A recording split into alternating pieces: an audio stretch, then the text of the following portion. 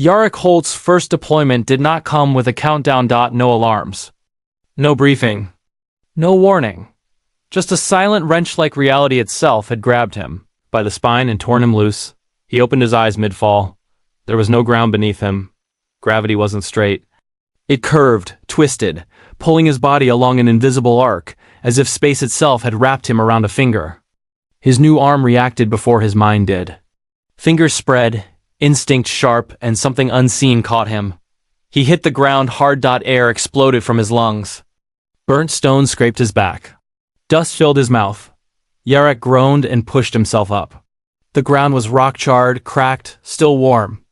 The air stank of sulfur and wet iron. The sky was wrong. 3 suns hung overhead, each a different color locked in an unnatural orbit. Their light cast shadows that didn't agree with one another, stretching and twitching across the ground like living things. Great, Yarrick muttered. First day, straight to hell. Don't insult hell, a voice said. At least hell is honest. Yarrick turned. Rhea sat on a slab of broken stone, a rifle resting casually across her knees. Her eyes were fixed on the horizon.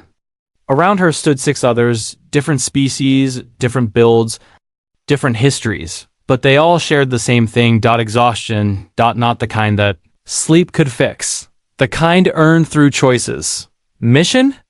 Yarrick asked. Rhea glanced at him. Yours? Yes. Observe. Don't interfere. Don't save anyone unless the ship authorizes it. Yarrick stiffened. And if someone's dying? Then remember, Rhea said evenly, that death is also data. Ahead of them lay a city, or what was left of one. Towering structures sagged inward, half melted, as if burned from the inside out.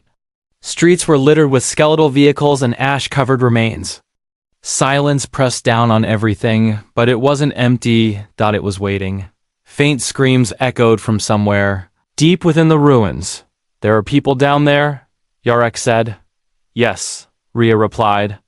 And we're here to see which ones survive. The name came to him without being spoken, Tyrali's Prime. The black ship pressed it gently into his mind.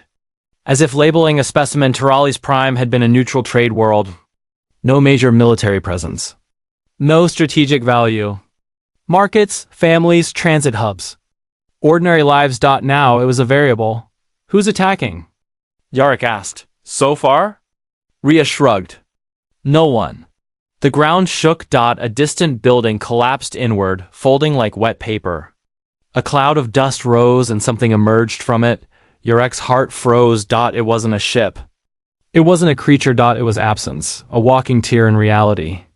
A hollow where space simply wasn't. No light. No darkness. Just a wound where existence had failed to fill the gap, and it was moving, where it passed. Things vanished, walls, streets, sound, people. What is that? Yarrick whispered. Rhea's voice dropped. A null event. What does it do? It asks, she said quietly, whether you were ever really there. A familiar pressure slid into Yarrick's mind. The black ship. Observation. Mode active, intervention restricted. His hands began to shake. We're not doing anything. Not yet. On the street below, a child was running. Human, small, maybe 8 years old. Behind him, a woman screamed his name, his mother. The null event drifted toward them. Rhea. Yarrick said, panic rising, he's going to die. Yes, she said. Probably. Probably. Rhea turned to him. Your first lesson is this. The black ship is not here to make you a good person. The child tripped. His mother reached him, grabbed his arm. Reality tore. They vanished. No blood. No bodies, just an empty smear in the air like a burned photograph. Yarrick choked back a shout. His new hand clenched, metal and nerve screaming together. Was that data too? He demanded. Rhea said nothing. Then the black ship spoke again. Subject. Yarrick Holt. Emotional response. Elevated. Query. Would you have intervened without authorization? Yarrick swallowed hard. Yes. Double quotes. Silence. Then dash noted. Something cold slid through his chest. What does that mean? He asked. Rhea answered softly. It means the ship finds you interesting. If the dimming of the suns counted as night, It came quickly. They found survivors underground, a hidden settlement carved beneath the ruins. Humans and two alien species huddled together in the dark. Hungry, terrified. Alive. Their leader stepped forward, an elderly alien whose body looked caught between stone and flesh. "Who are you?" he asked. Yarrick opened his mouth. The black ship stopped him. "Do not disclose origin." Rhea stepped in. "Travelers, you here to help us?" The question hung in the air. Yarrick felt something tighten inside him. A wrong answer here would break something inside him or beyond him. He started, then stopped. Rhea met his eyes. A warning. And something else, a fragment of hope. "We're here to observe," Yarrick said. The alien leader closed his eyes. "Then you are guilty as well." The ground trembled again, even underground. The null event was spreading. The black ship issued a final directive. Intervention option unlocked. Cost unknown. Rhea turned to Yarrick. "Your call." Pilot. Yarrick looked at his new hand. Saw the child's face again. He inhaled. "I can't stand by," he said. "Whatever the cost." Somewhere deep within the black ship, something ancient adjusted its calculations. Reality held its breath. Reality did not resist Yarrick Holt's decision. It recoiled. The moment the words left his mouth, whatever the cost, the air around him thickened. As if space itself had been waiting for permission to tense its muscles. His vision sharpened painfully. Every sound became too clear. The distant screams above. The grinding of stone, the shallow breathing of the survivors pressed close together in the underground chamber. The black ship answered. Not with approval. With action. Intervention authorized. Limited scope. Failure probability high. Yarrick staggered as information flooded his mind. Maps that hurt to look at, trajectories that bent in impossible ways. Probabilities stacked on top of one another like unstable towers. Rhea grabbed his shoulder. "Focus. The ship won't hold your hand." "I didn't ask it to," Yarrick said through clenched teeth. Above them, the null event expanded. The wound in reality didn't roar or glow. It erased, slowly, patiently. A predator that didn't need to rush. "Target?" Yarrick asked. Rhea pointed upward. "The core distortion." "But listen carefully." "I know," he interrupted. "Don't touch it directly." Rhea's grip tightened. "No, don't touch it at all. We're not here to stop it." Yarrick stared at her. "Then what the hell are we doing?" "We are redirecting it." That word landed like a death sentence. "You can't redirect nothing," he said. Rhea's mouth twisted. "You can if nothing obeys different rules." They emerged topside through a collapsed transit shaft. The city was dying. What had once been streets were now jagged trenches where buildings had simply ceased to exist. Fires burned without fuel. Gravity wavered near the null event, pulling debris upward in slow, spiraling arcs before swallowing it whole. Yarrick felt the pull in his bones. His new arm hummed faintly, responding to something he didn't understand. "Interface available?" The black ship whispered. "No," Yarrick muttered. "Not yet." They moved fast. Too fast for normal bodies. The black ship bent space and small. Surgical ways, shortening distances, smoothing obstacles. Always just enough to keep them alive, but never enough to make things easy. They reached a fractured plaza overlooking the null event's path. Up close. It was worse. The edges of the distortion rippled like torn fabric. Inside it there was no depth, no color, just a hollow absence that made Yarrick's eyes water if he stared too long. A group of survivors was trapped ahead. The underground settlement had been exposed.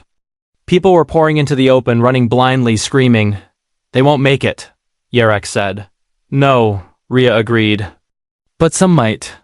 She activated a device on her wrist. A faint lattice of light projected into the air, forming a warped cone that pointed away from the survivors and toward an uninhabited sector of the city. "This will attract it?" Yarrick asked. "It'll suggest," Rhea replied. The null event follows stress in reality. Mass movement, panic, density. We give it a louder signal. Yarrick looked back at the survivors. At children clutching strangers. At an alien with one shattered leg being dragged by two others. You said limited scope, he said. How limited? Rhea met his eyes. Someone has to anchor the field. The words settled between them. Yurek understood. No, he said immediately. You're the only one with an interface-capable limb, Rhea replied. And the ship already flagged you as flexible. That's a nice word for disposable. Rhea didn't deny it. The null event surged closer, swallowing the edge of the plaza. The air actually screamed, as sound itself was torn apart. Yarek exhaled slowly. Do it, he said. Rhea activated the field. The world tilted. Pain came. First. Not physical pain, something deeper. As if parts of Yarek's mind were being stretched thinner than they were meant to go. His new arm extended, unfolding into a lattice of dark geometry that hummed in harmony with the projected field. He felt the city, every crack, every vibration, every terrified footstep. The null event noticed. It shifted direction, drifting away from the densest cluster of survivors and toward the artificial stress point Yarek was creating. For a brief, impossible moment, hope flared, then the cost arrived. Yarek screamed. Memories tore loose. Not his. Others. Single quotes. A man choosing to abandon his brother to close an airlock. A woman selling her child for passage off a dying world. A soldier firing into a crowd because the order came late. Survival choices. The black ship wasn't powering the interface. It was feeding it. Yarek's knees buckled. The ground beneath him began to blur at the edges. Rhea! He shouted. It's pulling me in. Hold, she yelled back. Just a few more seconds. The null event slowed, its path bending subtle, reluctant, but real. The survivors ran. Not all of them. Never all. A blast of displaced air knocked Yarek sideways. His connection wavered. The interface flickered, and in that instant of instability, something looked back, not the null event, itself. Something inside it. Awareness. Cold, curious, vast. Yarek felt it touch him, testing the edges of his existence like fingers probing a wound. You interfere, it seemed to say. Not in words. In pressure. Yarek's vision tunneled. His heartbeat stuttered. No, he gasped. Not yet. He forced himself upright, driving the interface deeper, anchoring it with sheer will. The null event recoiled. Then abruptly it collapsed inward, folding along the redirected path and vanishing into empty sectors of the city where nothing remained to be erased. Silence. Crashed down. The distortion was gone. The city was broken. And Yarek Holt fell to his knees, gasping. His mind frayed and bleeding in ways no scanner would ever detect. The black ship retrieved them without ceremony. One moment they were standing amid ash and ruin. The next, the world folded. Yarek woke on cold metal. He couldn't move. Restraints, soft but absolute, held him in place. The chamber was unfamiliar, darker than before, the walls pulsing faintly as if breathing. Rhea stood nearby, arms crossed, face unreadable. What happened?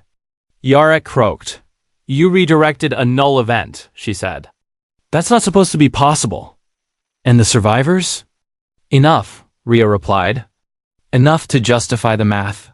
Yarek closed his eyes. He didn't feel relief. He felt hollow. A presence filled the chamber. The same one from before. The voice entered his mind. Heavier now. Yarek Holt. Intervention registered. Outcome. Partial success.